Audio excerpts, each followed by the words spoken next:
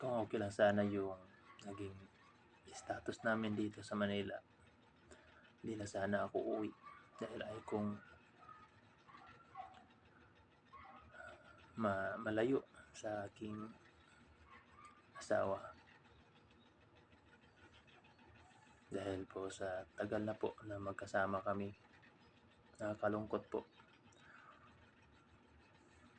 Kaso hindi po maganda eh. Maghihirap po kami dito sa Manila. Kaya ang solusyon po ay uwi kami ng anak ko sa probinsya at yung asawa ko dito muna maiwan dahil po may pasok siya, may trabaho. Kahit masakit,